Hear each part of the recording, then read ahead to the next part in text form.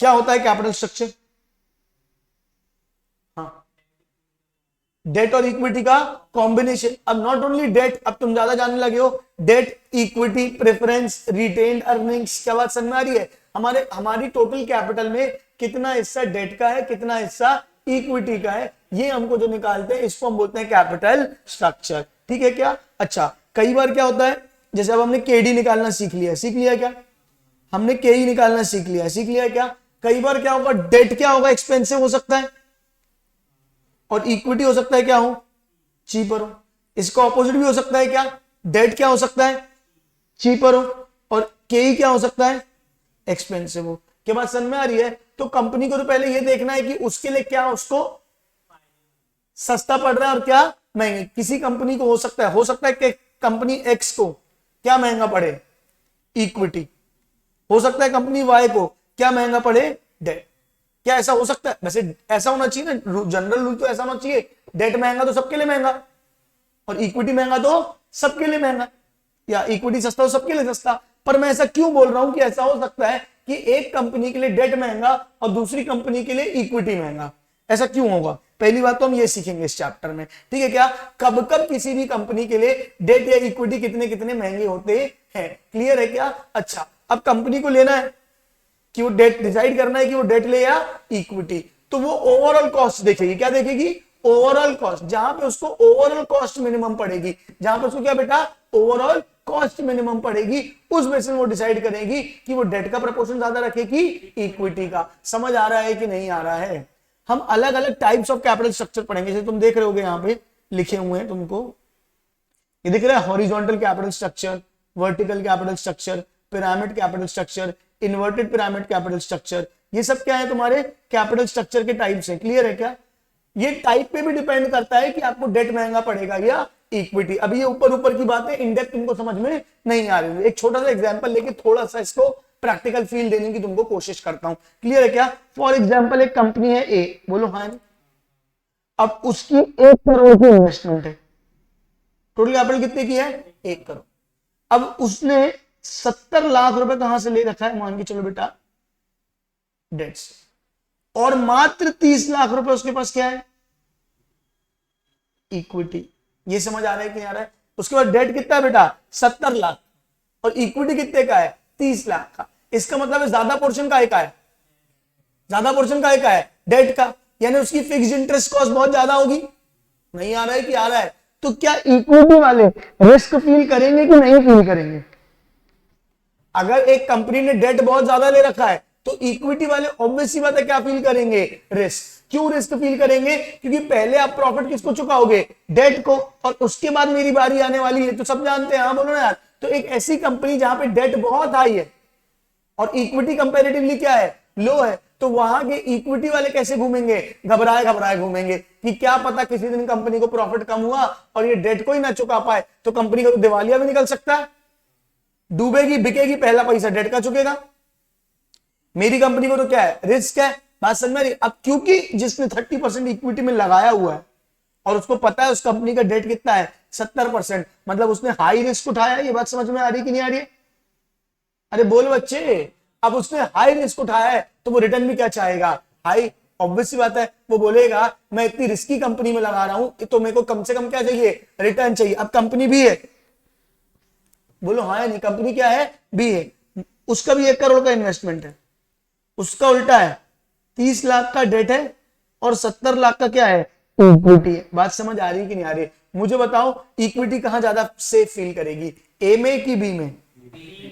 ए में कि बी में? तो सब लोग अपना पैसा पैसा कहां पे लगाएंगे?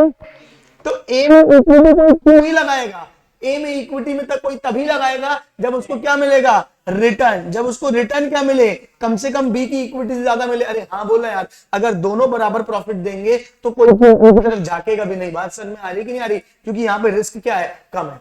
लेकिन ऑब्वियस सी बात है, अब यहाँ पे क्या है, रिटर्न क्या है, ज्यादा होगा, तभी आदमी आएगा, नहीं तो उसके यहां तो कोई भी इक्विटी नहीं लगाएगा। बात समझ में आ रही है कि नहीं आ रही है? फटाफट बोलो, अरे बोल बच्चे। तो ऐसे फर्क पड़ता है कैपिटल स्ट्रक्चर से। देखो कैपिटल स्ट्रक्चर से क्या हो गया बेटा, कॉस्ट ऑफ इक्विटी में फर्क पड़ गया ना। यहाँ पे के क्या हो गई, यहाँ पे के क्या हो गया, महंगा, और यहाँ पे क्या हो गया, सस्ता। समझ में आ रही है कि नहीं आ रही है? तो इक्विटी सस्ती है या महंगी, ये डिपेंड करता है, बहुत कुछ डिपेंड करता है किसमें बेटा, कैपिटल स्ट्रक्चर में, कि कितना पोर्शन आपका डेट का है और कितना पोर्शन आपका काय का है, इक्विटी का है। ये समझ में आई कि बात नहीं आई? फटाफट बोल दो, अरे बोल बच्चे। और भी बहुत सारे फैक्टर्स हैं जो ऑब्वियसली डिटरमाइन करते हैं कि डेट महंगा होगा या इक्विटी। ये वन ऑफ द एक मेजर फैक्टर होता है कैपिटल स्ट्रक्चर। कभी भी तुमने स्टॉक मार्केट में किसी इन्वेस्ट करने वाले को देखा होगा तो वो बैलेंस शीट स्टडी करते हैं, वो बैलेंस शीट स्टडी करते हैं। कोई भी वीडियो दिखा लेना किसी भी शेयर की, वो डिटेल बता रहा हो, तुम यूट्यूब में डालना कि फलाना रिलायंस के शेयर की डिटेल बताओ, जोमेटो के शेयर की डिटेल बताओ, तो वो लोग सबसे पहले क्या बताते हैं, इस कंपनी का डेट इक्विटी रेशियो इतना है। हर शेयर वाला यही बता रहा होता है। क्यों बता रहा होता है? क्योंकि अगर किसी कंपनी का डेट इक्विटी रेशियो ज्यादा है, मतलब डेट बहुत ज्यादा है, मतलब वो कंपनी क्या है, रिस्की है, इन्वेस्ट करने से बचो। बात समझ में आ रही कि नहीं आ रही? हाँ, अगर रिटर्न जोरदार मिल रहा है, रिस्क लेने तैयार हो तो जाओ, वरना मत जाओ। समझ आई कि नहीं आई बात? फटाफट अरे बोल बेटा। तो अभी हम इस चैप्टर में ये पढ़ेंगे कि कैपिटल स्ट्रक्चर से कैसे हमारे कॉस्ट ऑफ कैपिटल में फर्क पड़ता है। इसलिए पहले मैंने आपको कॉस्ट ऑफ कैपिटल पढ़ाया ताकि आपको थोड़ा बेहतर से ये चैप्टर समझ में आ पाए। नहीं आया कि आया? फटाफट बोल दो, हाँ ना बोल बच्चे। इस चैप्टर में अगर कुछ इंपॉर्टेंट है तो पता है क्या है, जो थोड़ा सा लॉजिकल और मतलब बाकी तो थ्योरेटिकल ही है मेनली, ये 4 अप्रोचेस, इसी से पेपर में क्वेश्चन आएगा। NI approach, NOI approach, traditional approach और Modigliani Miller approach, MM approach. ठीक है, ये 4 अप्रोचेस हैं। अगर क्वेश्चन आएगा ऊपर थ्योरी से तो आएगा ही आएगा, पर ये सबसे ज्यादा मतलब समझने वाली चीज है इस चैप्टर में। बाकी पूरा चैप्टर बहुत इजी है। कैपिटल स्ट्रक्चर वाले पोर्शन की भी मैं बात कर रहा हूं आपसे, लेवरेज वाले पोर्शन की नहीं। आया कि नहीं आया? फटाफट बोल दो, अरे बोल बच्चे। तो ये होता है तुम्हारा कैपिटल स्ट्रक्चर का introduction. NI approach, NOI approach, ये सब अपन पढ़ेंगे आगे चल के, ठीक है क्या, जब अपन कैपिटल स्ट्रक्चर चालू करेंगे। पर आज अपन क्या चालू करने वाले हैं, लेवरेज एनालिसिस।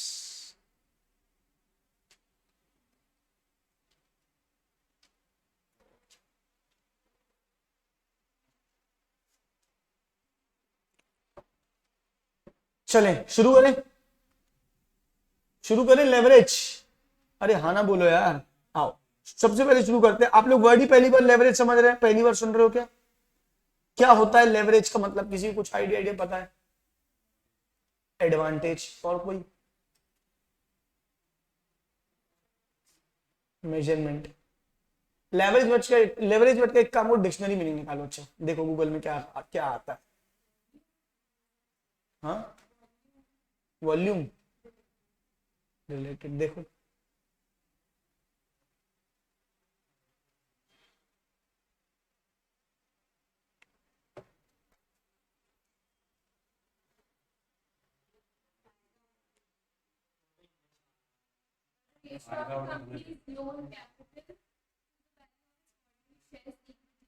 हाँ, मतलब ये तो फाइनेंस वाली डेफिनेशन आ गई ना। हाँ, मतलब ये तो सब फाइनेंस वाली मीनिंग आने लगी ना, वो तो मेरे को बताया, वो तो मैं use something to maximum advantage. सुनना ध्यान से, मैं बताता हूँ लेवरेज का मतलब क्या होता है। फाइनेंस का मतलब समझो, लेवरेज क्या होता है जो तुमने पढ़ा ना थोड़ा बहुत, कि डेट कितना है आपके बिजनेस में, वो सब है ना। लेवरेज का मतलब कहीं ना कहीं होता है आप अपने बिजनेस में कोई एक ऐसी चीज लगा रहे हो जिससे आपको क्या चाहिए, एक्स्ट्रा एडवांटेज। क्या चाहिए, क्या चाहिए, क्या चाहिए? Extra advantage. आप अपने बिजनेस में कुछ ऐसी चीज लगा रहे हो जिससे आपको क्या चाहिए, एक्स्ट्रा एडवांटेज। लेकिन वो एक्स्ट्रा चीज जो एक्स्ट्रा एडवांटेज लेके आएगी वो अपने साथ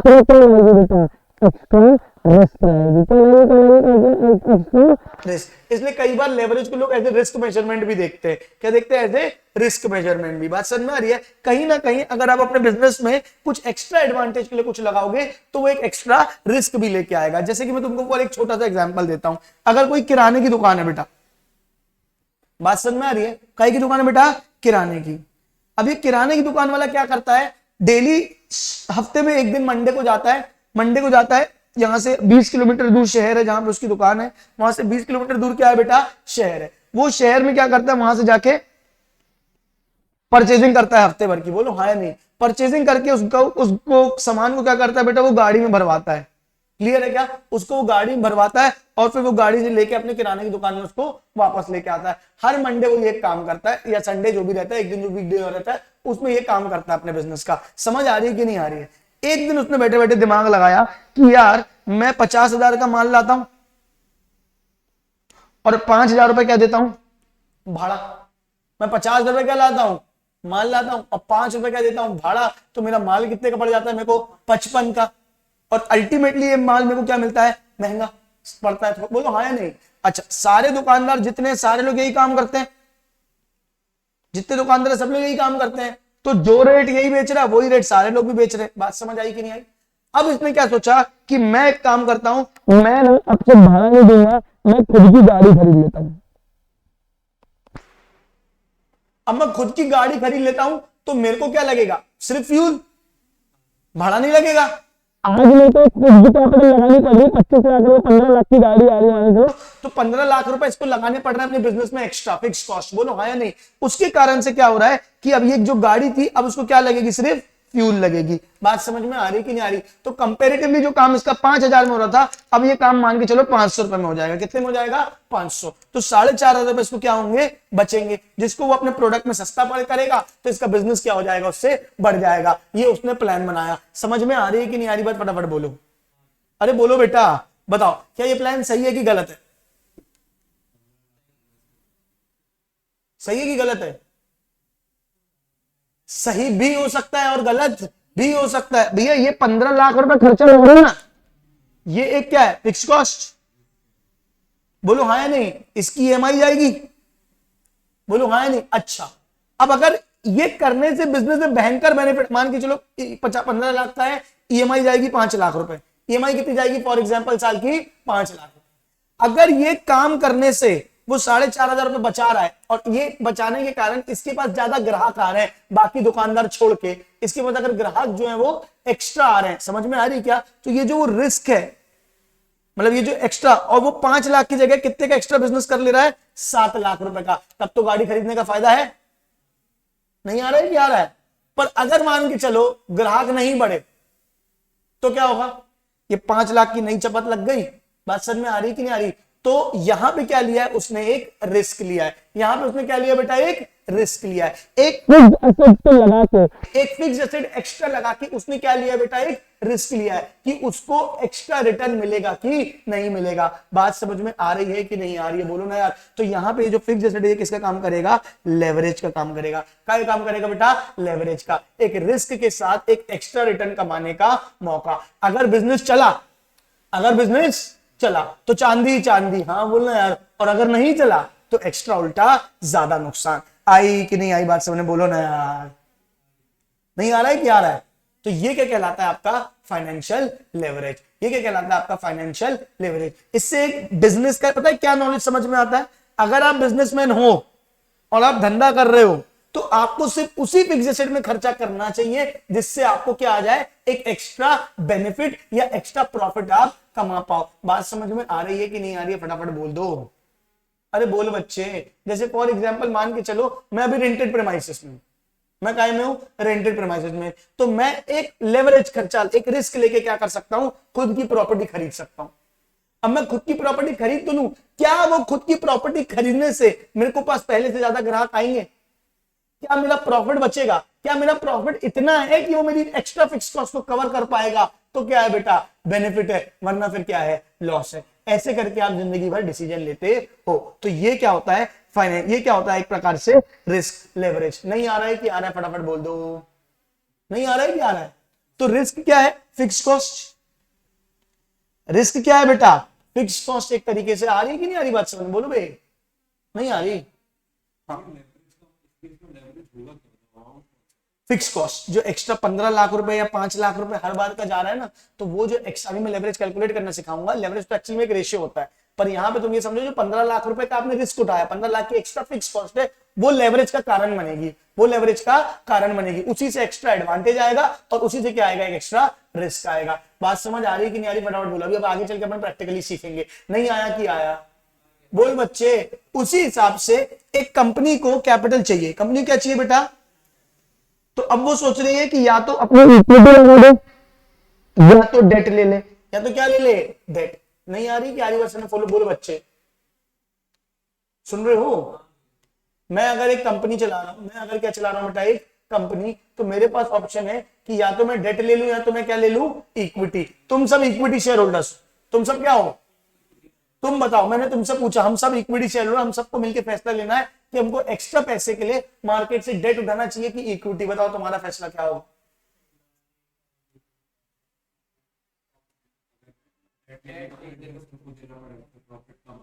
ठीक है, तो इक्विटी शेयर होल्डर्स का नुकसान होगा, हर बार ऐसा नहीं होता, डिपेंड करता है डेट का इंटरेस्ट कितना है और प्रॉफिट का रिटर्न कितना है। फॉर एग्जाम्पल मैं एक नया प्रोजेक्ट चालू करने जा रहा हूं, यहां सुनना यहां सुनना यहां सुनना, मैं एक नया प्रोजेक्ट चालू करने जा रहा हूं, मैं अपनी कोचिंग की एक और ब्रांच खोल रहा हूं जबलपुर से बाहर। अब मैंने एक ब्रांच और खोलने के लिए मैंने कैपिटल लगाई 30 लाख रुपए चाहिए, कितनी चाहिए। एक ऑप्शन है कि मैं इक्विटी से उठाऊं, एक ऑप्शन क्या है, डेट से उठाऊं। बोलो हाँ या नहीं। जो डेट है वो प्रॉफिट कितना मांग रही है, 8%। कितना मांग रही है, जो इक्विटी वो मांग रहा है 12%। बात समझ में आ रही है कि इक्विटी चलो ठीक है, बाद में प्रॉफिट बचेगा तो देंगे, नहीं बचेगा तो नहीं देंगे, तो इक्विटी में उतना रिस्क नहीं है। लेकिन डेट के बदले मुझे क्या देना है, 8% रिटर्न देना है। अब इस डेट के रिटर्न को अच्छा डिसाइड करने वाला कौन है, इक्विटी, क्योंकि शेयर होल्डर्स डिसाइड करेंगे कि फंड कहां से आए। ये तो इतना तो कंपनी लॉ पढ़ी रखा है, बोलो हाँ या नहीं। अरे बोलो बच्चे।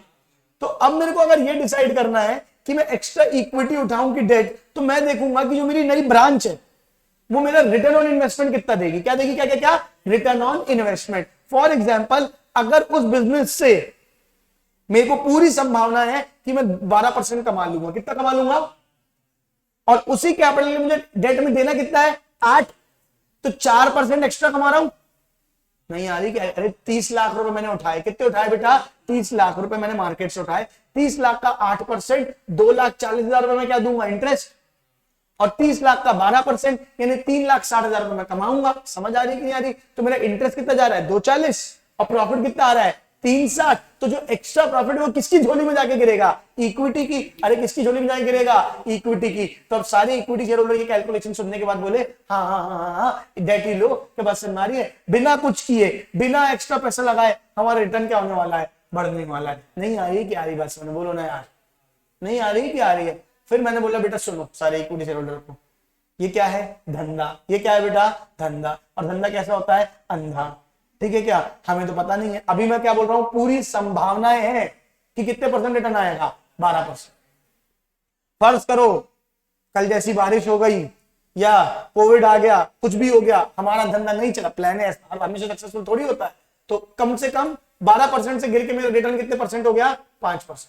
12% गिर के मेरा रिटर्न कितने हो गया, 5%। नहीं आ रही क्या, आ रही है। डेट को कितना देना है, डेट को कितना देना है, 8, और कमाया कितना है, 5, तो 3% कहां से देंगे, अपनी जेब से। तो किसकी जेब से जाएगा, इक्विटी की जेब से। अब बताओ क्या चाहिए, डेट या इक्विटी। तो बोले नहीं नहीं नहीं नहीं, इक्विटी। बात समझ में आ रही है। अब हम इक्विटी शेयर होल्डर डिसाइड करेंगे, हम इक्विटी क्या करेंगे, डिसाइड, क्या हम ये रिस्क लेने तैयार हैं, एक्स्ट्रा डेट लेके। डेट लेंगे तो डेट के साथ क्या आएगी, एक फिक्स्ड कॉस्ट, किस चीज की, इंटरेस्ट की। क्या उस इंटरेस्ट की फिक्स्ड कॉस्ट लेने के लिए तैयार हैं, और अगर उस इंटरेस्ट की फिक्स कॉस्ट ली तो हो सकता है कि हमारा प्रॉफिट क्या हो जाए, एक्स्ट्रा बढ़ जाए बिना किसी एक्स्ट्रा उसके, और हो सकता है हमारा प्रॉफिट उल्टा क्या हो जाए, घट जाए। हर डिसीजन के साथ क्या आता है, रिस्क। हर डिसीजन के साथ क्या आता है, रिस्क। और रिस्क काय का, प्रॉफिट के बढ़ने का या प्रॉफिट के घटने का रिस्क। नहीं आ रहा है कि आ रहा है, फटाफट समझ में आओ।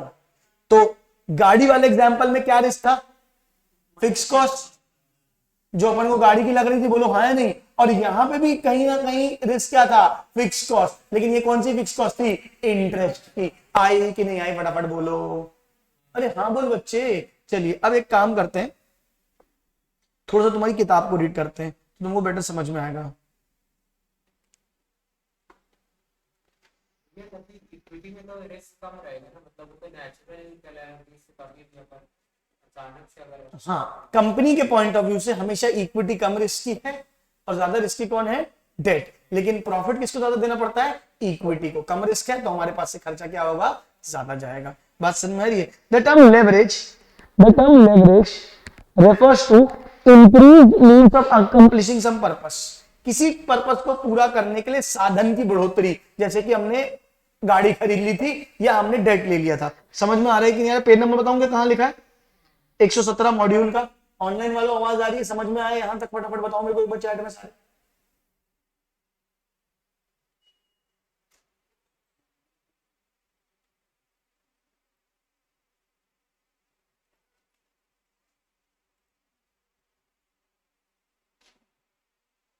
चलो, leverage is used for lifting heavy objects which may not be otherwise possible. Leverage कोई भी एक ऐसी चीज जो हैवी मशीनों को उठाती है जो हाथ से उठा पाना पॉसिबल नहीं है, वैसे ही ऐसे फिक्स कॉस्ट इनकर करना, ये तो नॉर्मल डेफिनेशन बताई। बिजनेस पॉइंट ऑफ व्यू से ऐसी फिक्स कॉस्ट इनकर करना जो बिना फिक्स कॉस्ट के कर पाना पॉसिबल नहीं था, लेकिन उससे क्या होना चाहिए, एक एक्स्ट्रा प्रॉफिट आपको आना चाहिए। In a financial point of view leverage refers to, ऊपर वाली कहानी कुछ भी याद नहीं रखनी, leverage refers to furnish the ability to use fixed cost, furnish the ability to use fixed cost assets or funds to increase the return to its shareholders। Fixed cost का या फिक्स्ड एसेट्स का ऐसा इस्तेमाल कि आपके return on की share holders का profit क्या हो जाए, बढ़ जाए, क्योंकि अल्टीमेटली हम सोचते किसकी है, शेयर होल्डर्स की, क्योंकि मालिक कौन है, शेयर होल्डर्स। समझ में आया कि नहीं आया, फटाफट बोल दो। जैसे एक इंप्लॉय को रखना एक एक्स्ट्रा फिक्स कॉस्ट है, समझ रहे हो, कि एक इंप्लॉय को रखना क्या है बेटा, एक्स्ट्रा फिक्स कॉस्ट। क्या हम उस इंप्लॉय को रख के उसको जितनी सैलरी दे रहे हैं उससे ज्यादा प्रॉफिट उसके काम से कमा पाएंगे, जिससे हमारी प्रॉफिटेबिलिटी को फायदा हो, तो हम उसको क्या बोलते हैं बेटा, लेवरेज। क्या बात समझ में, हमने ये रिस्क उठाया है ताकि हम प्रॉफिट का क्या कर पाए, मैक्सिमम यूज। नहीं आया कि नहीं आया, फटाफट बोल दो, पक्का, ठीक है क्या। लेवरेज दो प्रकार के होते हैं, एक होता है ऑपरेटिंग लेवरेज, एक क्या होता है बेटा, ऑपरेटिंग लेवरेज, और एक क्या होता है, फाइनेंस लेवरेज। को कहीं ना कहीं तुम किससे रिलेट कर पा रहे हो अभी तक, कौन से एक वर्ड से, फिक्स कॉस्ट से। कैसे बेटा, फिक्स कॉस्ट। नहीं आ रहा है कि आ रहा है, तो लेवरेज एक होगी ऑपरेटिंग लेवरेज और एक होगी फाइनेंशियल लेवरेज। समझ आ रही है क्या मेरी बात।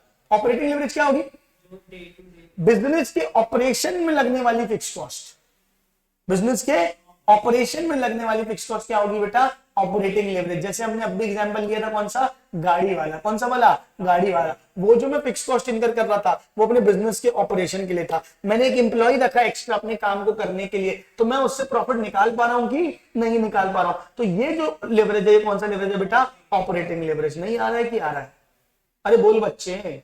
लेकिन मैं डेट लू या इक्विटी, सुन रहे हो क्या, मैं डेट लू या इक्विटी, और डेट के कारण जो मेरी इंटरेस्ट की फिक्स कॉस्ट आ रही है वो मैं बेयर कर पाऊंगा कि नहीं कर पाऊंगा। तो ये जो लेवरेज है, कौन सा लेवरेज है बेटा, फाइनेंशियल लेवरेज। क्या बात समझे, फिक्स कॉस्ट दोनों में लग सकती है, ऑपरेटिंग भी और फाइनेंशियल भी। अगर डेट इक्विटी के डिसीजन के कारण लेवरेज आ रहा है तो वो कौन सा लेवरेज है, फाइनेंशियल लेवरेज। और बिजनेस के कर्मों के कारण, रेगुलर बिजनेस अर्निंग के कारण अगर कुछ वो आ रहा है तो वो कौन सा लेवरेज है, ऑपरेटिंग लेवरेज। और इन दोनों को मिला के जब ओवरऑल लेवरेज कैलकुलेट करेंगे तो वो क्या कहलाएगा बेटा, कंबाइंड लेवरेज। आया है कि नहीं आया, फटाफट समझो, बोलो बेटा। अब मैं चाहता हूं ये वाला पैराग्राफ आप 2 मिनट लगा के रीड करें और मुझे बताएं कि आपको क्या समझ में आया। मैं आपको टाइम देता हूं।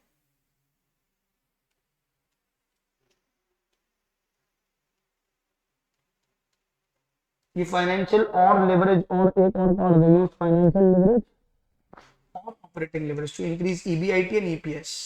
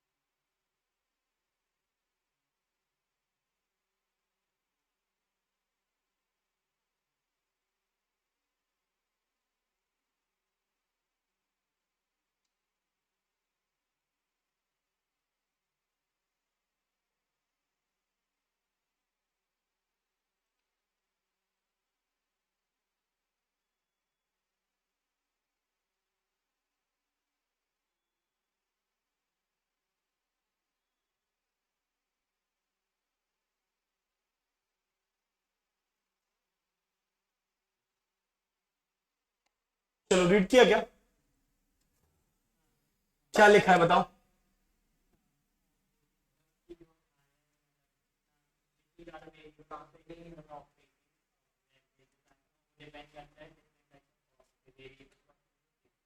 ऑपरेटिंग लेवरेज कहीं ना कहीं फिक्स कॉस्ट से एसोसिएटेड होता है, बिजनेस के रेगुलर खर्चों के कारण जो भी आपकी रिस्क आ रही है उसको हम ऑपरेटिंग लेवरेज बोलते हैं। देखो एक एग्जांपल देता हूं, उस एग्जांपल से पिक्चर तुमको और बेटर और अच्छे से एकदम क्रिस्टल क्लियर हो जाएगी। ठीक है क्या? देखो क्या है, कंपनी ए है और कंपनी बी है। अच्छा फ्री से सोना दिख रहा है क्या? एक है कंपनी ए और एक है कंपनी बी, दिख रही है क्या? बोल रहे कंपनी ए की सेल्स कितनी है? 25 लाख की। कंपनी बी की सेल्स कितनी है?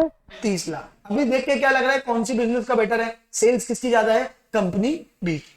फिक्स कॉस्ट इसकी कितनी है? 7.5 लाख। और इसकी फिक्स कॉस्ट कितनी है? 15 लाख। Just double. बोलो हाँ। कंपनी ए का वेरिएबल कॉस्ट एक्सपेंस कितना है? 50%। यानी जितना वो सेल करता है उसका 50% तो काय में खर्च हो जाता है वेरिएबल कॉस्ट में, तो उसके बाद कॉन्ट्रीब्यूशन कितना बचता होगा? मात्र 50%। आ रहा है कि नहीं आ रहा है? अरे बोलो बच्चे, जबकि इसका वेरिएबल कॉस्ट कितना है? 25%।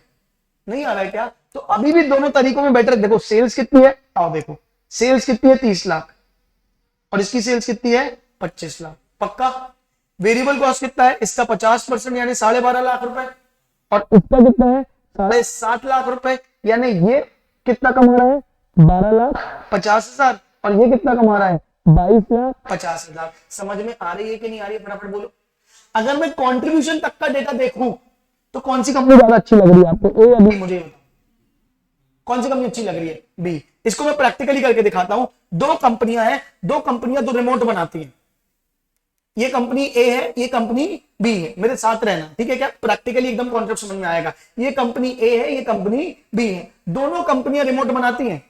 ये कंपनी बनाती है फिलिप्स का रिमोट और ये कंपनी बनाती है कोई और सोनी का रिमोट। बात समझ में आ रही है? ये फिलिप्स का रिमोट बनाती है, सोनी का रिमोट बनाती है। फिलिप्स के 30 लाख के रिमोट बिकते हैं। कितने के?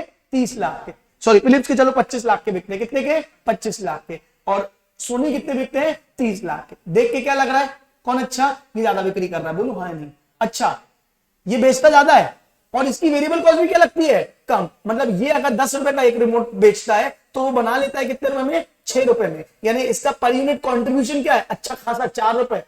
ये कितने बनाता है? 10 रुपए में, और उसको बनाने में खर्चा कितने ले लेता है? 8। बात समझ में आ रही? यानी कितने? 2 रुपए। ये एक में कितना बचा रहा है? 4। ये एक में कितना बचा रहा है? 2। और फिर भी ज्यादा, ये बचा भी ज्यादा रहा है और बेच भी ज्यादा रहा है। नहीं आ रही क्या? आ रही बात समझ में? ये 30 लाख का बेच रहा है और ये 25 लाख का बेच रहा है। नहीं आ रही क्या? आ रही बात समझ में? फटाफट बताओ। यानी इसकी सेल्स भी ज्यादा है और इसका कंट्रीब्यूशन भी ज्यादा है। एनी टाइम कौन सा बेटर बिजनेस लग रहा है? ये वाला। आ रहा है कि नहीं आ रहा है? फटाफट बोलो। ये 10 में बेच रहा है, कितने बना रहा है? 6 में। 10 में बेच रहा है, कितने बना रहा है? 6 में। ये 10 में बेच रहा है, कितने बना रहा है? 8 में। पर यूनिट प्रॉफिट किसमें ज्यादा है? कंट्रीब्यूशन इसमें। और ज्यादा बिक्री भी किसकी हो रही है? इसकी। इसकी क्या हो रही है? कम बिक्री। समझ में आ रही है क्या बात यहां तक? लेकिन ऐसा क्यों हो रहा है? इसने ना अपने रिमोट बनाने के लिए एक बहुत एडवांस टेक्नोलॉजी की मशीन बना रखी है, और इसके पास जो मशीन है थोड़ी कम एडवांस टेक्नोलॉजी की है। समझ में आ रही क्या? रही, जिस कारण से इसके रिमोट थोड़े अच्छे भी बनते हैं और कॉस्ट भी क्या होती है? कम लगती है। तो ये एक रिमोट में बचा भी 4 लेता है और बेच भी ज्यादा लेता है। इसके रिमोट थोड़ी कम क्वालिटी के होते हैं। ये बना कितने का लेता है? 8 में, और बेचता कितने में? 10 रुपए में। बचाता मात्र 2 रुपए है। बोलो हाँ या नहीं? तो कहीं ना कहीं अगर मैं अभी तुमको इतने डेटा के बाद बोलूं, बताओ कौन सी कंपनी अच्छी है? ये वाली या ये वाली? ये वाली ब्लैक वाली। क्या बात? सोनी वाली। क्यों? क्योंकि इसका कॉन्ट्रीब्यूशन भी क्या है? ज्यादा, और सेल्स भी क्या है? ज्यादा। ये बना भी सस्ता रहा है, क्वालिटी भी अच्छी है, इसलिए ज्यादा बेच भी पा रहा है। नहीं आएगी आज बच्चों में? अरे बोल बेचा।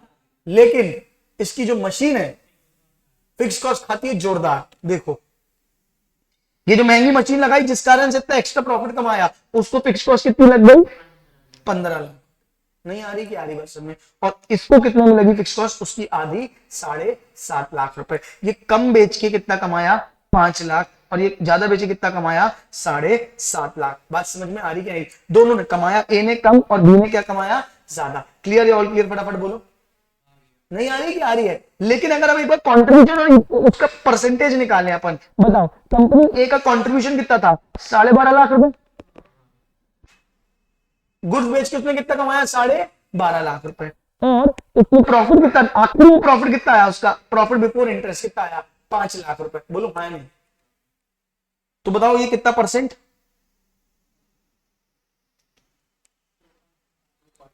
2 पॉइंट, यानी इसके प्रॉफिट का 2.5 गुना क्या है, कंट्रीब्यूशन। इसके प्रॉफिट का 2.5 गुना क्या है, कंट्रीब्यूशन। दूसरे का निकालो। अच्छा,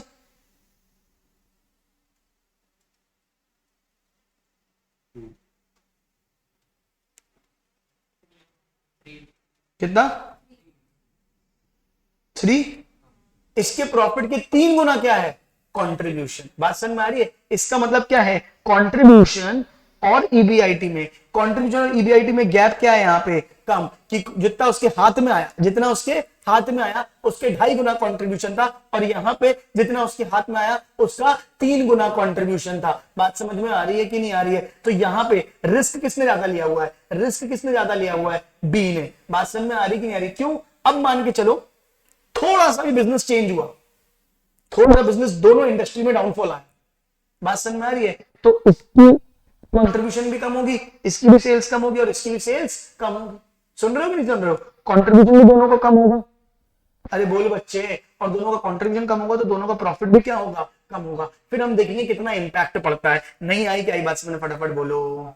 पक्का? तो पहले तो ऑपरेटिंग लिवरेज का फॉर्मूला समझ में आया क्या? क्या हुआ ऑपरेटिंग लिवरेज करने का formula? Contribution upon EBIT, contribution upon EBIT, operating profit. Interest वगैरह माइनस नहीं करना, क्योंकि हम सिर्फ क्या देख रहे हैं, ऑपरेटिंग बिजनेस में क्या फर्क पड़ता है। अभी हम फाइनेंशियल मैटर्स को नहीं देख रहे हैं। समझ आई कि नहीं आई, फटाफट बोल दो। अरे आई कि नहीं आई? नहीं आई? पक्का? एक बार नजर मारो इसमें।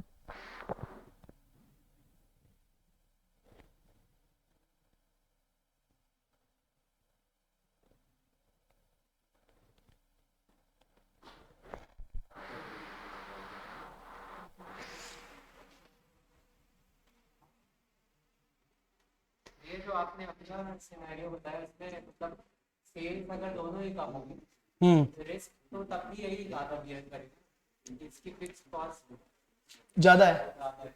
हाँ वही तो बोलूं, उसका रिस्क ज्यादा है।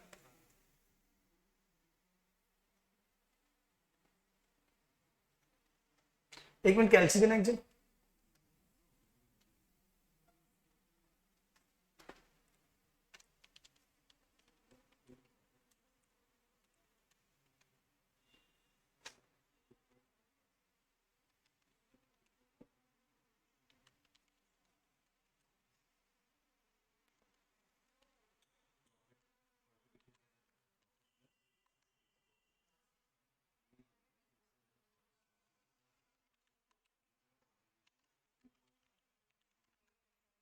चलो यहां 2 मिनट देखो एक चीज, यहां तक समझ में आया? अभी आखिरी में भी प्रॉफिट किसका ज्यादा आया, कंपनी बी का। अरे आखिरी में भी प्रॉफिट किसका ज्यादा आया, कंपनी बी का। जिसकी क्या थी, सेल ज्यादा थी। जिसकी क्या थी, सेल ज्यादा थी। जिसका क्या था, कंट्रीब्यूशन ज्यादा था, और उसकी फिक्स कॉस्ट भी क्या थी, ज्यादा। नहीं आ रहा है कि आ रहा है? ये तो अच्छा अच्छा सिनेरियो देखा। सपोज मार्केट में डाउनफॉल आया और 30% से सेल्स गिर गई। 30% से क्या हो गई बेटा, सेल्स गिर गई दोनों की। तो कंपनी ए की सेल्स और कंपनी बी की सेल्स बताओ 17.53 कितनी। 17.21 देखो अभी भी ज्यादा बेच रहा है, क्योंकि ऑब्वियस सी बात है, गिरी है तो दोनों की गिरी, बराबर से गिरी दोनों का, बोलो हाँ या नहीं। अच्छा, वेरिएबल कॉस्ट कितनी थी, इसकी 50%, यानी कितनी थी, ए की 50% वेरिएबल कॉस्ट थी ना बेटा, तो 17.5 लाख का 50% निकालो। सॉरी, 8,75,000। ये आया क्या समझ में? नहीं आ रहा है कि आ रहा है? मेरे साथ रहेंगे। सेल्स का 50% क्या है, वेरिएबल कॉस्ट, तो 8,75,000 क्या हो गई, वेरिएबल कॉस्ट। कंट्रीब्यूशन कितना आएगा इसका, 8,75,000। नहीं आ रहा है कि आ रहा है, फटाफट बोलो। अच्छा, इसका कंट्रीब्यूशन बताओ, वेरिएबल कॉस्ट कितनी थी, 25%। 21 लाख का 25%,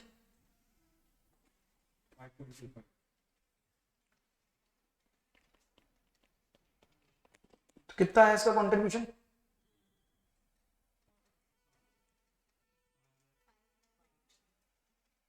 हाँ, और माइनस करके कंट्रीब्यूशन बताओ। 15 लाख, पक्का? अब माइनस करो फिक्स कॉस्ट, कितनी है इसकी, एक ही फिक्स कॉस्ट तो सेम ही रहेगी ना हर मैटर में भी, 7.5 लाख और 15 लाख।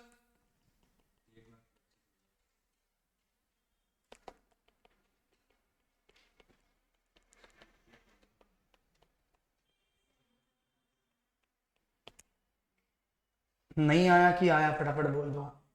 अब इससे क्या समझ में आया, देखो जब डाउनफॉल आया तो कंपनी ए ज्यादा झेल पाई। क्या बात समझ में आ रही है? कंपनी ए क्या कर पाई? ज्यादा झेल पाई। क्यों कंपनी ज्यादा झेल पाई? क्योंकि इसकी सेल्स गिरी तो इसका कंट्रीब्यूशन अल्टीमेटली प्रॉफिट भी क्या हुआ? क्योंकि फिक्स कॉस्ट कम थी। क्योंकि फिक्स कॉस्ट क्या थी? कम थी। तो इसके पास थोड़ा कैपेसिटी क्या है? रिस्क बेयरिंग कैपेसिटी क्या है? ज्यादा है। इसका फिक्स कॉस्ट ज्यादा है तो इसकी रिस्क भी क्या है? ज्यादा है। यही मैं अगर 40% से गिराता तो एक कंपनी हो सकता है प्रॉफिट में जाती और दूसरी कंपनी का आ जाती लॉस में। क्लियर है? All clear? फटाफट बोलो। अच्छा, हायर साइड जाते जाओगे तो क्या होता जाएगा?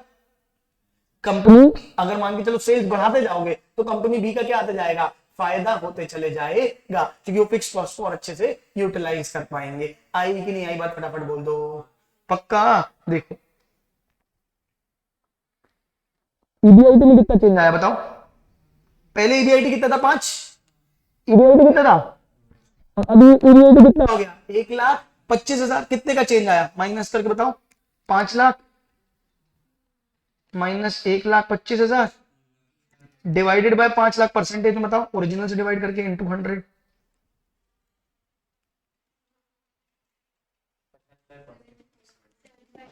75% से ईबीआईटी क्या हो गया? गिर गया। पक्का? और सेल्स कितने परसेंट से गिराई थी हमने? सेल्स कितने परसेंट से गिराई थी? 30। अरे हाँ बोलना यार। तो 75% से क्या गिरा है हमारा? ईबीआईटी। और 30% से हमारी क्या गिरी है? सेल्स। 75/30। ठीक है क्या? अब दूसरे वाले का निकालो ऐसे ही। कितने की थी इसकी? 7.5 लाख। और कितना बचा? मात्र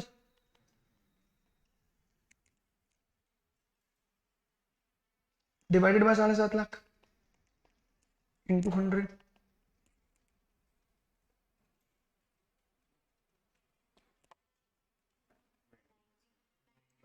कितने परसेंट चेंज आया? 90। सेल्स तो अपने 30% से गिराई थी। बोलो हाँ या नहीं? सॉल्व करके बताओ।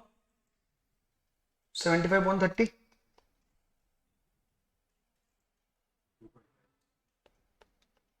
ये और अपना वहां पे भी क्या आया था?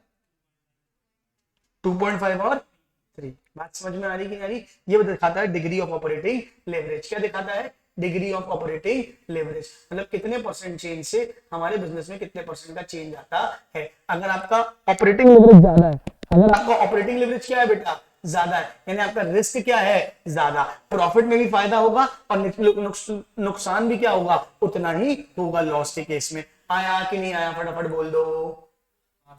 ऑनलाइन वालों मैंने 2 फॉर्मूले बता दिए अभी। एक तो अपन ने पढ़ लिया था कंट्रीब्यूशन अपॉन ईबीआईटी। क्या पढ़ लिया था? Contribution upon EBIT. दूसरा फॉर्मूला क्या है? Percentage change in EBIT upon percentage change in sale. क्या क्या क्या? Percentage change in EBIT, percentage change in sale. ठीक है क्या? Degree of operating leverage defined as percentage change in EBIT resulting in percentage change in sale. Can you calculate the help of following formula? ये होता है तुम्हारा operating leverage का एक major concept यहाँ पे खत्म। नेक्स्ट अपन फाइनेंशियल लेवरेज पढ़ेंगे। क्लियर है? और क्लियर? फटाफट बता दो। पक्का? एक बार रीड कर लेता हूँ।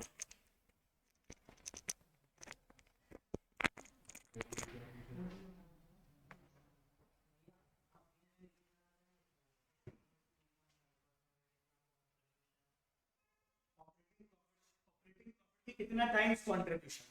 ऑपरेटिंग प्रॉफिट के कितना टाइम्स कंट्रीब्यूशन है? यहाँ पे ऑपरेटिंग प्रॉफिट के 2.5 टाइम्स कंट्रीब्यूशन है और दूसरे में ऑपरेटिंग प्रॉफिट के 3 टाइम्स कंट्रीब्यूशन है। तो जितना ज्यादा होगा उतना रिस्क क्या है? ज्यादा। क्योंकि बीच में गैप देखो ना, ऑपरेटिंग प्रॉफिट के 2.5%, 2%, 1%, 1 टाइम। मतलब जितना ऑपरेटिंग प्रॉफिट है उतना 1 टाइम अगर है तो मतलब जितना ऑपरेटिंग प्रॉफिट है वही है। फिक्स कॉस्ट क्या है? एकदम मिनिमम। फिक्स कॉस्ट क्या है? एकदम मिनिमम। और अगर ज्यादा गैप है ऑपरेटिंग प्रॉफिट के 10 टाइम्स तो बीच का 9 टाइम कहां गया? फिक्स कॉस्ट में। बात समझ में आ रही है? तो जितना ज्यादा है उतना रिस्क क्या है ऑपरेटिंग लेवरेज में आपका? ज्यादा। क्लियर है? All clear? फटाफट बोल दो। इसको प्रैक्टिकली बताता हूं और जैसे एकदम रियल में तुम समझ पाओगे। जैसे हम अभी कोचिंग इंस्टीट्यूट चला रहे हैं, अभी हम कोचिंग इंस्टीट्यूट चला रहे हैं तो हमने क्या करके रखा है? पूरा तामझाम करके रखा हुआ है कि मान के चलो बड़े हॉल लेके रखे हैं, हर रूम में एसी लगा के रखा हुआ है। ये हमारे ऑपरेटिंग लेवरेज है। ये हमको एक्स्ट्रा प्रॉफिट कमा के देता है। कुछ हो सकता है 4 बच्चे एक्स्ट्रा आ जाएं, लेकिन कभी डाउनफॉल आएगा तो हमारी गिरने की चांसेस हमेशा क्या रहेगी?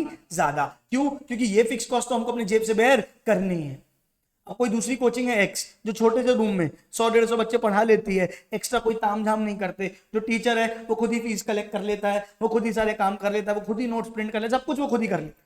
तो उसका ऑपरेटिंग लेवरेज क्या है? कम। उसका ऑपरेटिंग लेवरेज क्या है? कम। क्यों? क्योंकि अब वो अगर मान के चलो 50 की जगह 20 बच्चे आए तो भी उसको फर्क नहीं पड़ना, क्योंकि वैसे भी सब कुछ किसके जेब में जा रहा है, उसी की जेब में, और वहां भी उसको कुछ फिक्स कॉस्ट बेयर करनी ही नहीं है। लेकिन लॉन्ग रन में बढ़ने के रेंज में क्या है, उसको लिमिटेशन है। क्या बात समझ रही, एक लिमिट तक ही आप बिना फिक्स कॉस्ट के बढ़ सकते हो, उसके बाद आपको बढ़ने के लिए ग्रोथ चाहिए तो आपको फिक्स कॉस्ट इनकर करनी पड़ेगी, प्रोवाइडेड आप उस ऑपरेटिंग लेवरेज का फायदा उठा पाओ। आप जितनी फिक्स कॉस्ट इनकर कर रहे हो, हमेशा धंधा करने जाओ कुछ भी करने जाओ, याद रखना जितनी फिक्स कॉस्ट इनकर कर रहे हो उतना कमा पा रहे हो उससे, तो उस फिक्स कॉस्ट को झेलो, वरना फिर रहने दो। बात समझ में आ रही कि नहीं आ रही, बस फटाफट बोलो यार।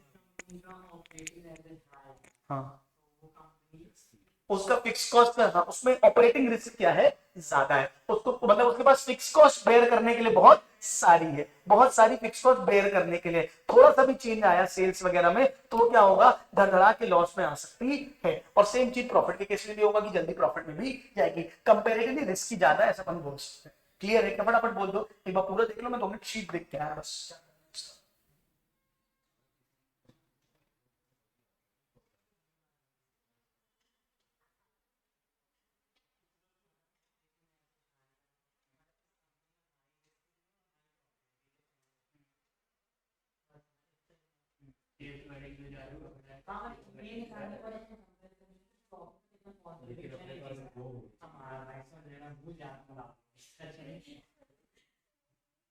क्या बोलते हैं,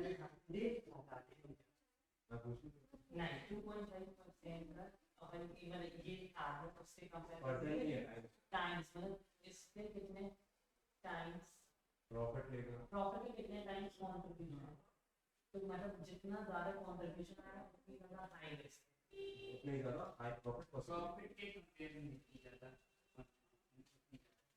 भाई ना, अगर प्रॉफिट जितना ज्यादा परसेंट कंट्रीब्यूशन प्रॉफिट का जैसे दो प्रॉफिट है, एक का है ये तेरा परसेंट, ये तेरा टाइम्स है, एक का 2 है, एक का 5 है, तो 2 और 5 में तेरे पास अंतर रहता है कि 5 में कंट्रीब्यूशन ज्यादा, इसका मतलब रिस्क ज्यादा है लेकिन प्रॉफिट भी ज्यादा हो सकता है। तो ये सब आंसर है, ये तब आता है कि अगर तू दो कंपनी से कंपेयर कर, एक का निकाल के तू भी नहीं बता सकता कि वैल्यू अच्छी है। ये तो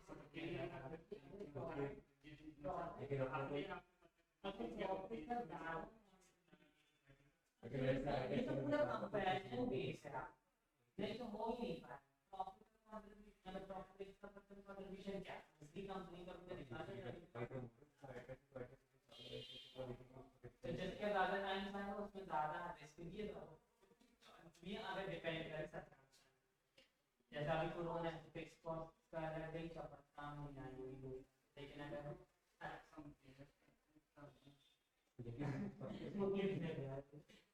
कंपेयर करते हैं, कंपेयर करेंगे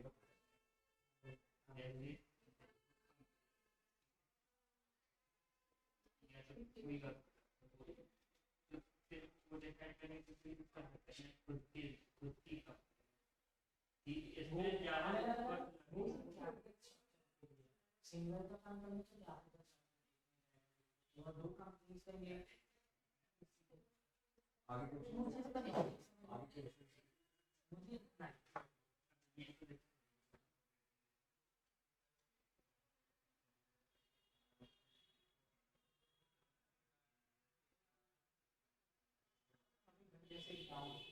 लेकिन लेट्स से मार्केट में लेट्स से अगर ऐसा चल रहा है कि 2.5 अपना 2.5 से ज्यादा तो मार्केट से ज्यादा रिस्क में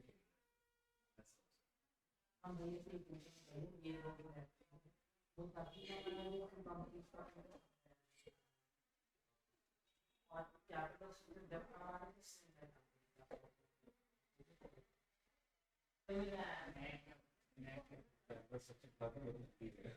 वही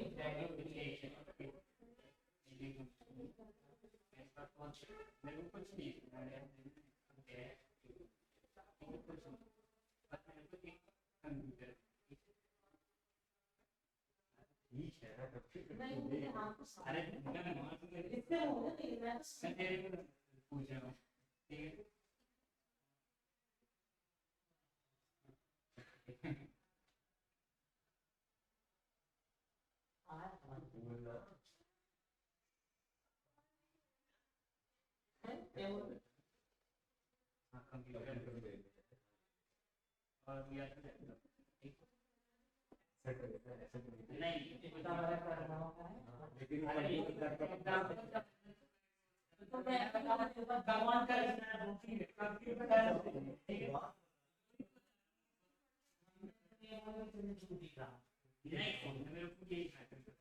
मुझे आज हमें बनाना चाहते हम जाएगा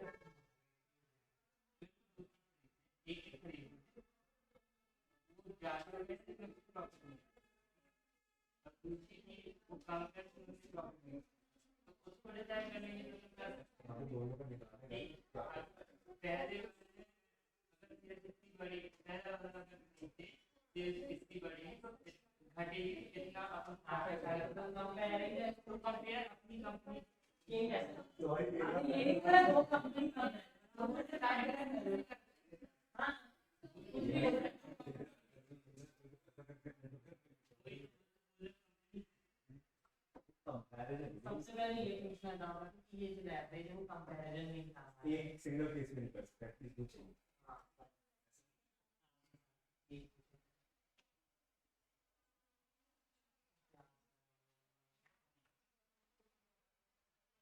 हाँ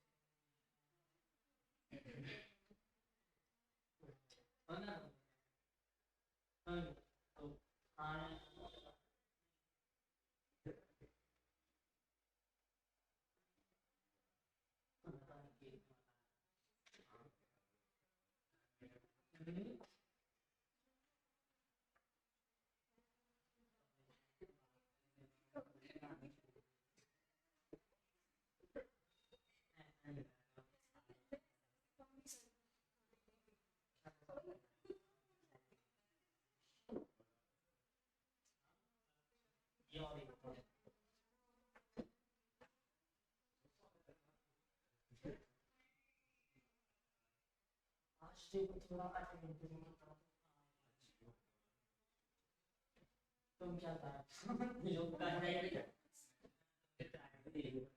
ऑक्सीजन परसेंटेज ये वो तो वीडियो में डालने की चाहता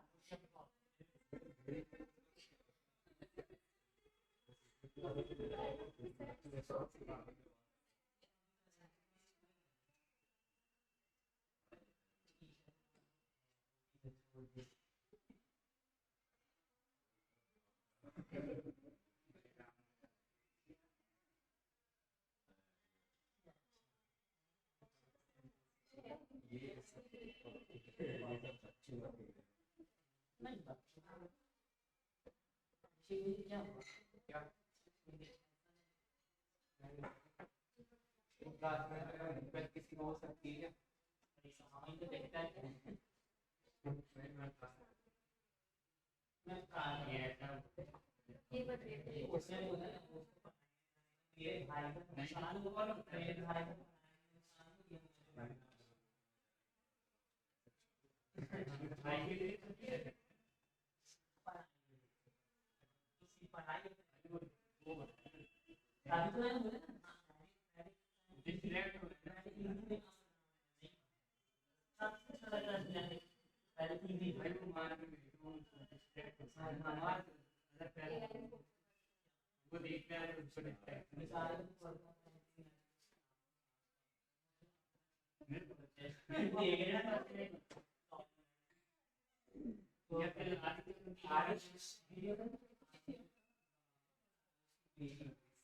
Everybody is looking at each.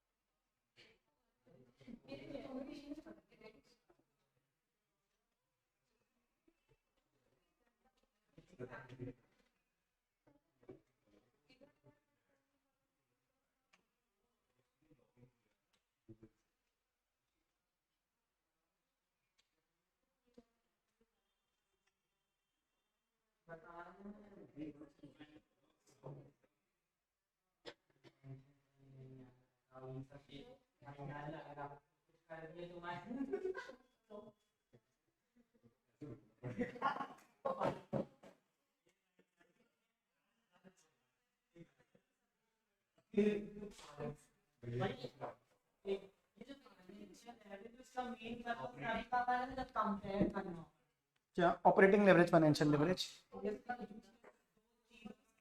किसी भी बिजनेस का कितना फिक्स्ड कॉस्ट है या कितना उसका रिस्क है, ये मेजर करने के लिए अब क्या होता है, इंडस्ट्री स्टैंडर्ड बना दिए गए कि कैसे इंडस्ट्री स्टैंडर्ड बना दिए गए हैं कि यार एक टेलीकॉम कंपनी का एवरेज में फाइनेंशियल लेवरेज इतना होता है, या ऑपरेटिंग फाइनेंशियल लेवरेज नहीं, ऑपरेटिंग लेवरेज इतना होता है, क्योंकि सबको पता है कि अब टेलीकॉम कंपनी को फार्मास्यूटिकल कंपनी के ऑपरेटिंग लेवरेज को कंपेयर नहीं कर सकते ना, क्योंकि टेलीकॉम कंपनी में फिक्स कॉस्ट कुछ अलग होती है और फार्मास्यूटिकल कंपनी में फिक्स कॉस्ट कुछ और होती है। ऐसे industry standards over the period बन गए कि लगभग इतना होना चाहिए, इससे ज्यादा है तो रिस्की है, इससे कम है तो ठीक है, ऐसा। हाँ, कंपेयर, इन्वेस्ट करने के लिए, कंपेयर करने के लिए। चलो फाइनेंशियल लेवरेज पढ़े क्या? अरे फाइनेंशियल लेवरेज पढ़े क्या? हाँ कि नहीं बताओ, या अकाउंट पढ़ना?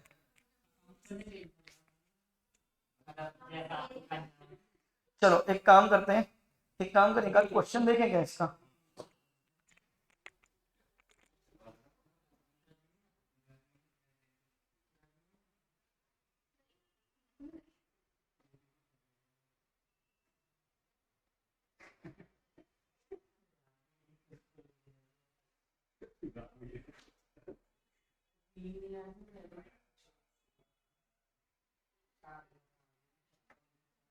लेसन 6 लेवरेजेस, इसकी शीट दे दूंगा मैं तुम लोग को आज या कल में, सॉफ्ट में तो आज ही मिल जाएगी, प्रिंट में हो सकता है कल तक मिल जाए, ठीक है क्या?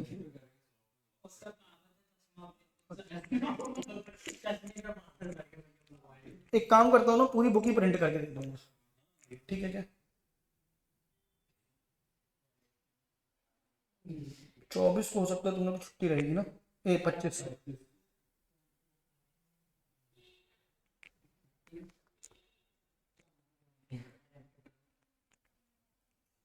ऑनलाइन वाले हैं, समझ आया कि नहीं आया, फटाफट बता दो एक बार।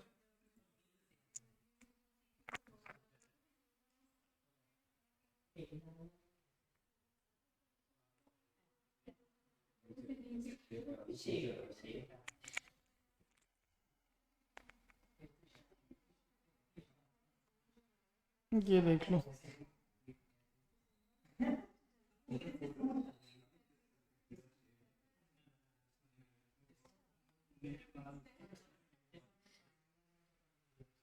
चलो ये देखो, output 3 lakh, fix cost 3.5 lakh, unit की वेरिएबल कॉस्ट दी है 1 रुपए, इंटरेस्ट एक्सपेंस दिया है 25,000 रुपए, सेलिंग प्राइस दी है 3 रुपए, टैक्स रेट दिया है 35%। ऑपरेटिंग लेवरेज निकालना है। ऑपरेटिंग लेवरेज का फॉर्मूला क्या होता है? ऑपरेटिंग प्रॉफिट अपन ईबीआईटी बोलेंगे, क्या बोलेंगे? EBIT, earning before interest and tax, before interest and tax. करके दिखाओ।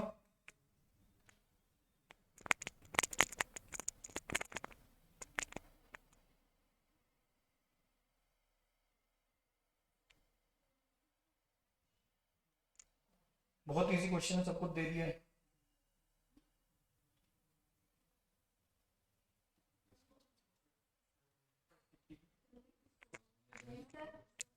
सॉरी,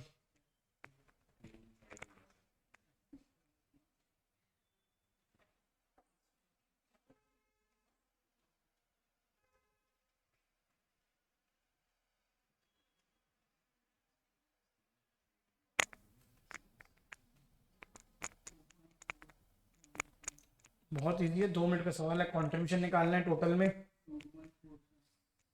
कंट्रीब्यूशन कैसे आता है वो अकाउंट में सीखा, सेल्स माइनस वेरिएबल कॉस्ट। इसलिए मैंने वाला चैप्टर लेट चालू किया क्योंकि पहले वहां पे पढ़ा देना चाहता था मैं।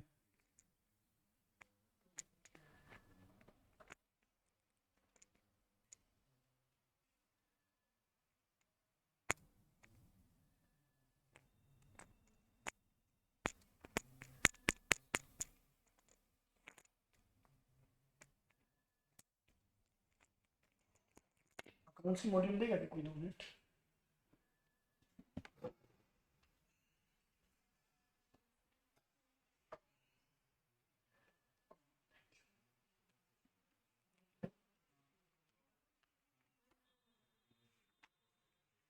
क्या है बताओ कितना है? 2.4। पीछे चेक करो, पीछे तुम कैसे check करोगे? बाकी लोग को निकाल लेंगे एक से।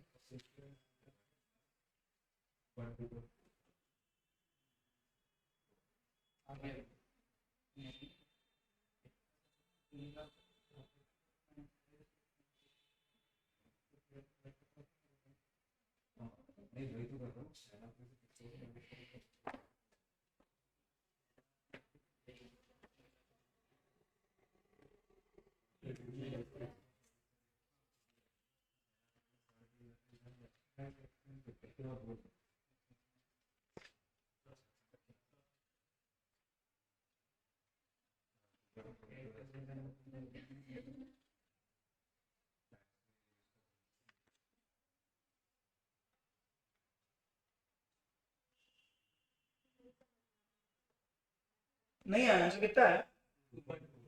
2.4 आया। सेल्स कितनी है बताओ? इजी क्वेश्चन था बहुत बे। ऑनलाइन वालों आया क्या? 2.4 सबका आ गया ऑनलाइन में। सेल्स कितनी है बताओ? 3 लाख यूनिट्स और 3 रुपए, तो कितनी हो जाएगी? 9 लाख। वेरिएबल कॉस्ट कितनी है? 3 लाख इंटू 1 कितनी हो जाएगी? 3 लाख। तो कॉन्ट्रीब्यूशन कितना आ जाएगा? 6। कॉन्ट्रीब्यूशन कितना आ जाएगा? 6 लाख। माइनस करेंगे फिक्स कॉस्ट कितनी बेटा? 3.5 लाख। तो प्रॉफिट कितना बच जाएगा अपना? ये क्या आ गया तुम्हारा प्रॉफिट? बोलो हाँ या नहीं? अब profit upon a, contribution upon EBIT, contribution upon EBIT. तो कंट्रीब्यूशन कितना है? 6 लाख और ईबीआईटी कितना है? 2.5 lakh. 6 lakh divide by 2.5 lakh, answer निकाल लो कितना है? 2. ऐसे ही क्वेश्चन है बस, इस चैप्टर में ज्यादा है नहीं कोई फाइनेंशियल लेवरेज। चलो बाकी लेवरेज अपन ने पढ़े नहीं है। अच्छा ये देखो, operating leverage is 4। Operating leverage is, this means 10% in change in sales. अगर सेल्स में कितने परसेंट का चेंज है? 10% का, तो फिर ईबीआईटी में कितने परसेंट का चेंज आएगा? 4 गुना। अरे अभी तो अपन ने पढ़ा फॉर्मूला, क्या पढ़ा? एक और दूसरा फॉर्मूला क्या पढ़ा? Percentage change in EBIT upon percentage change in sale. Sales में अगर 1 का चेंज आता है, अगर ये 4 है तो सेल्स में 1 का चेंज आता है, तो ईबीआईटी में कितने का चेंज आता है? 4 टाइम्स का। तो अगर सेल्स 10% से चेंज हुई है तो ईबीआईटी कितने परसेंट चेंज होगा? 40%। आया कि नहीं आया? पक्का? If operating leverage is 2 point, क्या लिखा है? 0 है कि 2 है पता नहीं। अच्छा financial leverage combined leverage question अभी कराया नहीं मैंने। चलो कल एक काम करेंगे अपन, फाइनेंशियल लेवरेज और कंबाइंड लेवरेज दोनों कंप्लीट कर लेंगे, तो फिर मेजर पोर्शन ये वाला लेवरेजेस का हो जाएगा, बहुत ज्यादा है नहीं लेवरेजेस में। ठीक है क्या? तो एक बार वो करा दूंगा, फिर उसके बाद आपको समझ में आने लग जाएगी, चल जाएगा फटाफट। ऑपरेटिंग लेवरेज समझ में आया? क्या होता है ऑपरेटिंग लेवरेज? फिक्स कॉस्ट का लिस्ट। क्या क्या क्या? फिक्स कॉस्ट का लिस्ट। इसके मेनली कितने फॉर्मूले? 2। एक क्या? Contribution upon EBIT. क्या क्या? Contribution upon EBIT. लॉजिक दोनों फॉर्मूले के समझ में आए? ठीक है। और दूसरा क्या है? Change in EBIT upon change in sales. Sales में चेंज होने के कारण ईबीआईटी में कितना चेंज आता है। कल जब सारे बच्चे आएंगे तो एक बार प्रैक्टिकली एक और क्वेश्चन ऐसे प्रैक्टिकल वाला सामने बना के करके दिखा दूंगा। चलेगा कि? ऑनलाइन वालों फटाफट बोल दो। बड़ी तुम लोग क्या बारिश के दिन सूखा पड़ा है यहाँ पे, चुई मुई बच्चे। बात आ गई थी तुम लोग के घर में है, बोर्ड से आते मोटर बोर्ड भेजे लेने के लिए। फैन ऑन कर दो ना, चालू कर दो, 2 मिनट कर देना। चलो हाँ ना, जवाब तो फटाफट। आवाज नहीं सुन सकते अब तुम्हारी, ऑडियो नहीं आएगा, जो आएगा चैट आएगा। 51 क्वेश्चन पर दिखा दो, कौन सा 51 क्वेश्चन? ये 51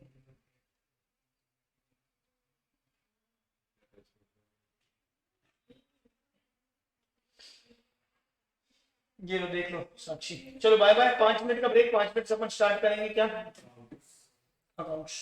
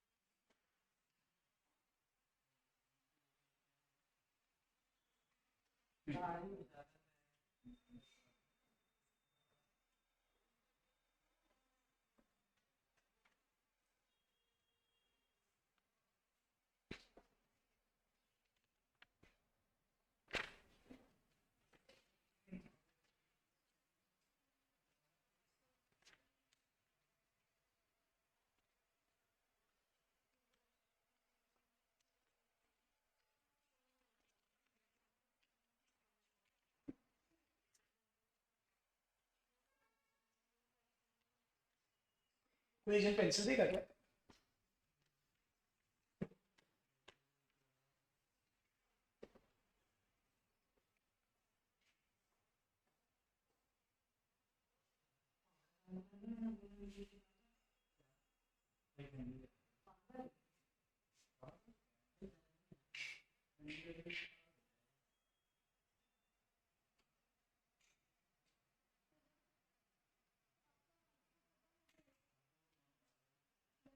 इलेवेंथ का उस हिसाब से माइक्रो टाइमिंग बताना पड़ेगा बच्चों को।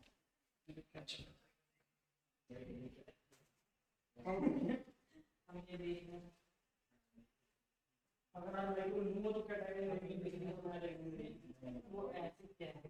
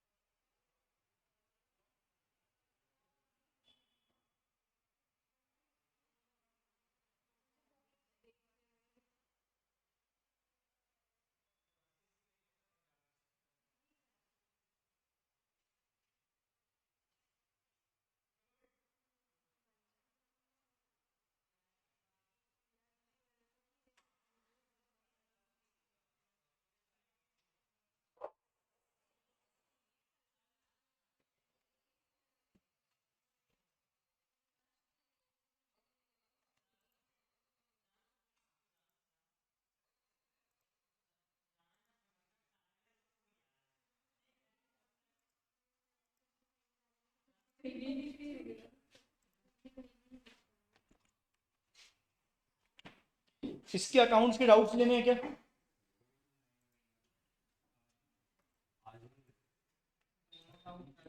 ज्वाइन करने बोलते एक बार अकाउंट्स के।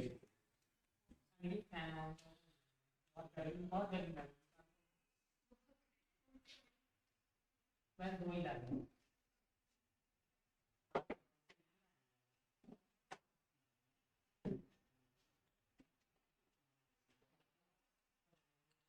बीपीएमओएस सब कुछ हो गया है। अब ना बहुत बेकार चीज बची है इस चैप्टर की, जितनी इंटरेस्टिंग चीजें थी खत्म हो गई। बच्चे बोलेंगे ये इंटरेस्टिंग थी तो फिर बेकार कैसे होंगी, है ना। ग्रुप में ज्वाइन करने का मैसेज डाल दो।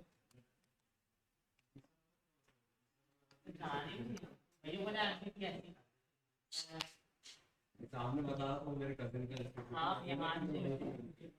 कौन सा, ये जो सामने? हाँ अच्छा,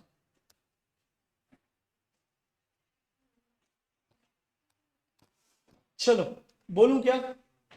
सब लोग आ जाए फिर बोलूं।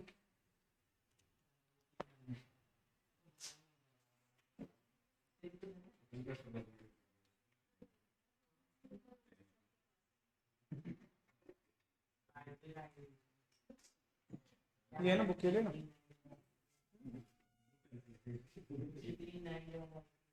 पेंसिल बस जिसकी भी थी।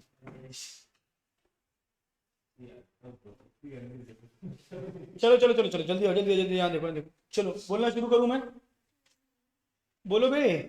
एक काम करो, वाला चैप्टर का पहला पेज खोलो।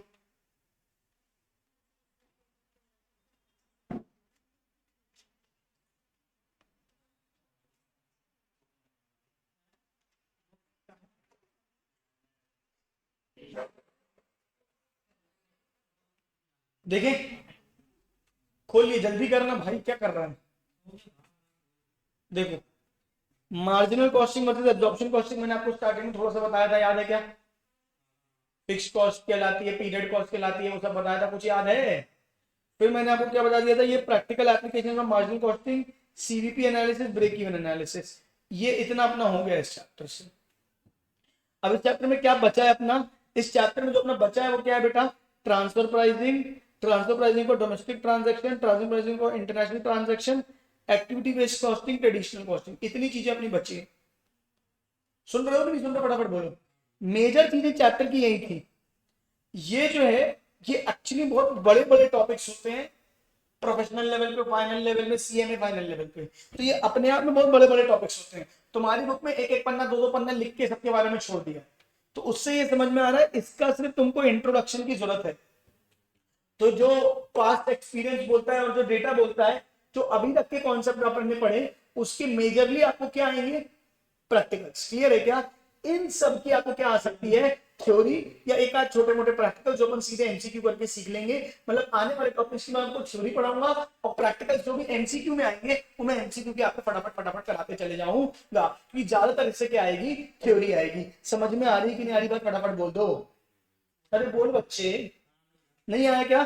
तो अगर आपको ये चैप्टर अच्छे से करना है, अगर आप फाइनल एग्जाम के लिए भी जब पढ़ने बैठे, तो सबसे पहले आप मार्जिनल कॉस्टिंग, फिर एब्जॉर्प्शन कॉस्टिंग, फिर उसके अंदर ब्रेक इवन, एमओएस जो अपन ने पढ़ लिए, जितने क्वेश्चन अपन अभी कर लिए, इतना आप मेजरली कर लें, आपका मेजर प्रैक्टिकल पार्ट आपका चैप्टर का हो जाएगा। समझ में आइए कि नहीं, एक बार फटाफट बोल दो। ठीक है क्या? अब अपन को आगे बढ़ना है। देखो कहां तक हो गया था अपना, कहां से स्टार्ट करना बताओ।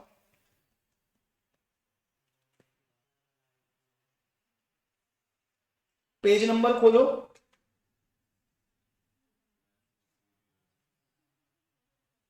एप्लीकेशन ऑफ सीवीपी एनालिसिस करना है, पेज नंबर 477। मॉड्यूल का पेज नंबर 477 खोल लो सब लोग।